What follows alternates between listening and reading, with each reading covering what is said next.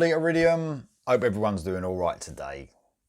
Album review time. Resist and Bite, the debut album. So, self-titled album came out yesterday, the 14th of September. So, if anyone doesn't know, this is featuring Tommy Skeoch from Tesla. Left the band in 2006. I'm not going to go into all the politics of the band and how they split up.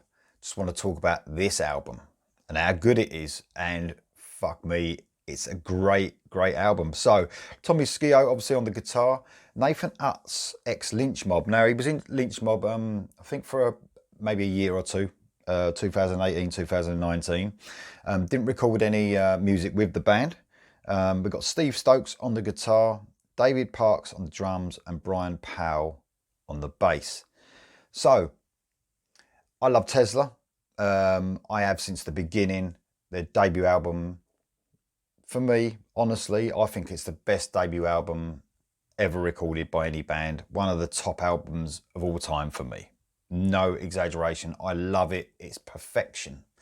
And obviously Tommy Skeoch was a massive part of that band through the classic years, especially those first three albums are some of the best albums that's ever been recorded. And Tommy had a big hand in writing for most of those songs. Looking at the song writing credits through those first albums, Tommy was involved through most of that. So just prove to you how good a songwriter Tommy is as well. And of course, that's going to come through on this album. Now, I'm not going to compare Tesla to Resist and Bite. I love both. I've got such a rich history with Tesla, and in some ways it'll probably be unfair. But Resist and Bite, this is a brilliant album. Now, what I love about this album, for one, let's talk about the production and the mix. It's from Michael Rosen. It's got such an energy about this. The sound of this. It's got attitude. It's even the attitude comes through in the mix. Even it's got like a rawness, a live feel, but it's still. We're not talking live as if you've been holding a camera watching a live gig. We're talking live as in energetic. We're talking live as in the guitars are just ramped up. It's a great production. It's what this album needs because it's got a lot of attitude. It really has. So it's a heavy guitar-driven album, without a doubt. If you want riffs, they're all over this. The guitars are busy as well from Tommy and Steve Stokes. What you get is you get a lot of interplay between both. They're in and out of twin lead as well. Just like Tommy did with Frank Hannon in Tesla. You get that. That's what you get on this. You've also got, like, they are busy between the riffing. So you've not just got a riff-filled album. What you got is one of the guitarists playing a lot of melodies over the riffs as well through the verses and at the end of the vocal lines, which I love.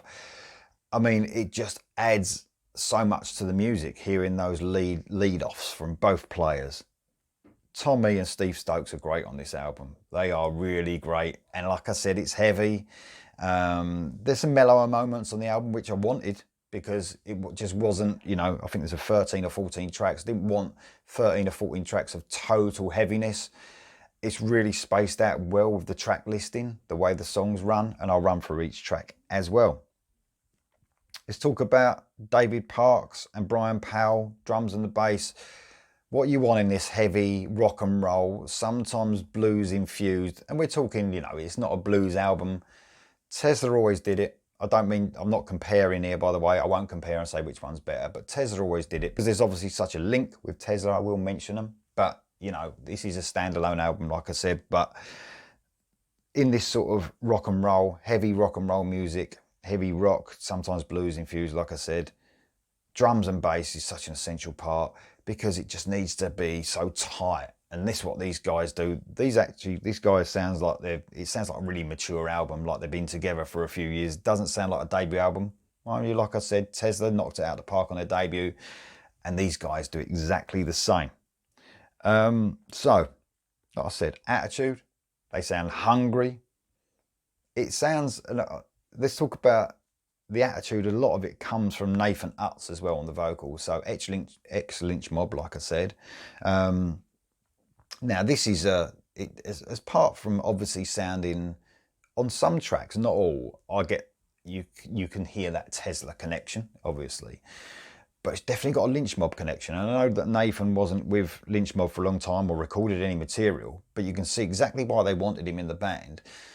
And this album even has got that attitude that the first Lynch Mob album had, Wicked Sensation. That had a real sort of, rough, raw, but attitude sort of feel to it. And it was an exciting album as well. One of my favourite albums too of the 80s. But so it's got that, and Nathan gives it that attitude. He's got, so much energy in his vocal. He delivers it perfectly in this type of hard rock music. So let's give you track by track.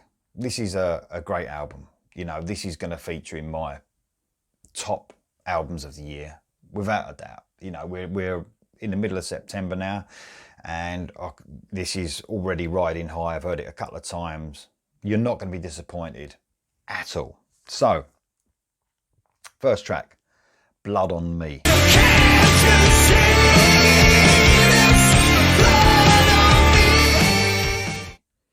The only surprising thing I'd think about this track, being the first track, is it's quite a slow to medium pace sort of song. After a picky little bluesy guitar intro, the heavy riffs kick in, and then you're in for a heavy sort of album, a rocking album. It's sort of a brooding, sort of slow to mid pace song, very cool. We get our first listen of the guys in harmony in a twin lead. Man, it's just like when you heard it with Tesla, when you heard them twin leads come in, it's just absolutely perfect. A real arse-kicking start. Next up is Fate.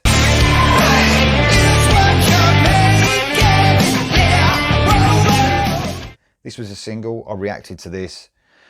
Amazing song. You can hear the Tesla connections here for sure. But, that's a given. Like I said, considering Tommy wrote some classic Tesla songs, some of the best ones. Absolutely riff heavy, a driving song, brilliant song. I love Fate. Bombs is next. After a 30-second intro, a great riff kicks in again, and we're off. It's like these guys ain't fucking around. First 3 tracks right out of the gate. This is a cool chorus where the vocals are sort of matching the heavy riffs, sort of following the riffs. Very cool indeed. Next up we have a brilliant track, one of my favourites again, A Soul for Mary. A soul for Mary to carry away from here. Another heavy track with a blues tinge running through it slightly.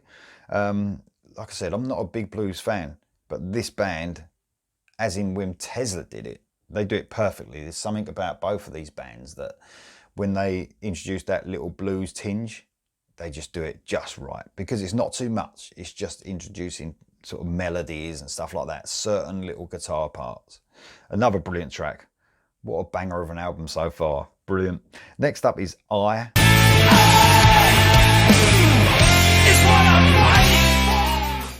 Another cool intro. Again, the heavy riffs hit you. So 5 tracks in, we're getting heaviness. A very cool groove throughout this song. A nice, simple, but effective chorus that just pulls you in. Another brilliant solo, and I'm not even mentioning the solos so far, but every one of these has got a brilliant solo, whether the 2 guys are swapping, whether they're harmonizing. Absolutely superb. I is another favorite track of mine.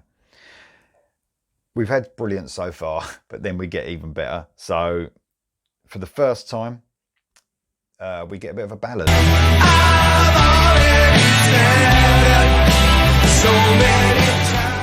So we get a first chance, if you like, to take a breather. A very cool acoustic intro with a southern feel. And it's the first ballad of the album. Like I said, Nathan Utz has such a cool tone to his vocal. I love him on this track.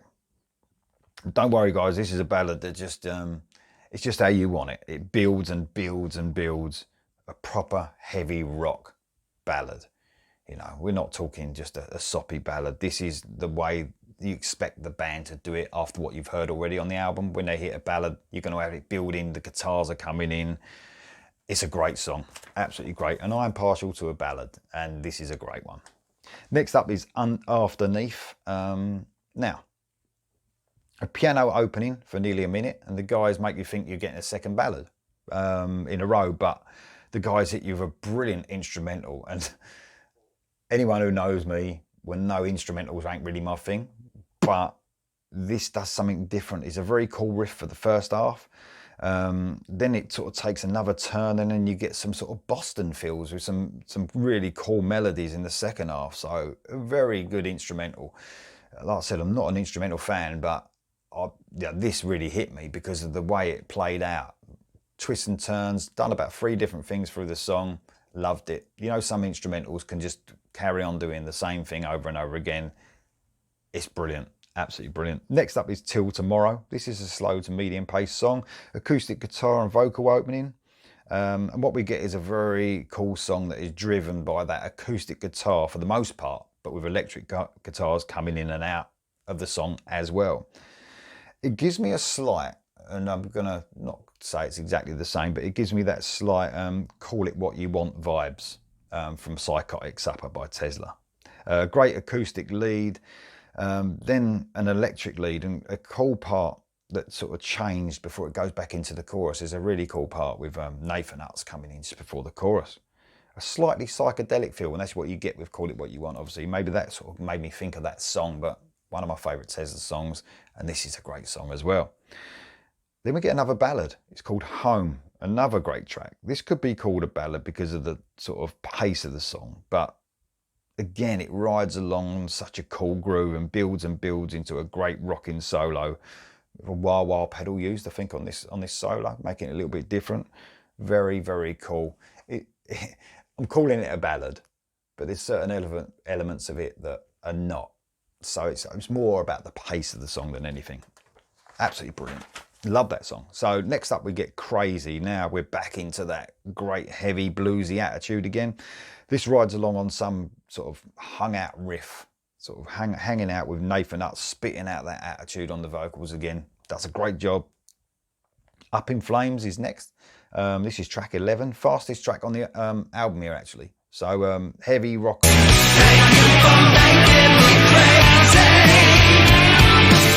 and roll, fast, frenetic, and over in about 2.5 minutes. So cool solo. You sort of they tease a twin lead. They do it for literally a few seconds, and you're sort of thinking you're wanting that, you know, going back to Tesla again, you're wanting that Coming At You Live or that Don't De-Rock Me sort of extended solo, but you know you're not going to get it because it's 2.5 minutes, but they sort of tease it. Maybe it's something we're going to hear in the future from these guys because they can pull it off easily. Great track, by the way. I'm not really into fast tracks, but I think it sort of was right in the right place. After the middle of the album mellowed a bit, then we got Crazy building you up, and then it went into that fast track. Great track listing, the way, you know, it's sorted out. Scream is next. This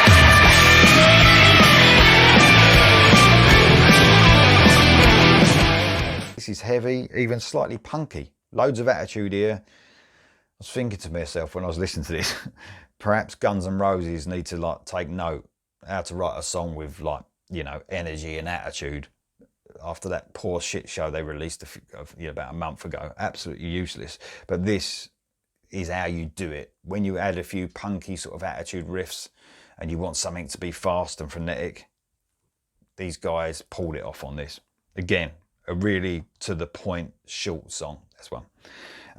Say What You Want is next, the 13th track on the album. Another short track, but with acoustic guitar, vocal, and a bit of percussion. So it really mellows out this one a little bit. A bit of a southern vibe, which I love. Love southern music, so that sort of incorporates itself a little bit here. So it's a slow song that has that, like I said, that percussion. So not all the band are coming in totally fully. It's sort of a real mellow track. And that sort of ends the album proper, but what I got on my version on Spotify, I suppose, it might not be in all, is a radio edit of I, the track, the great track that I said about earlier. Basically, they cut the intro off at the beginning. There's like a little intro before the song kicks in proper, and that's sort of gone. It's about 20 odd seconds shorter, this one.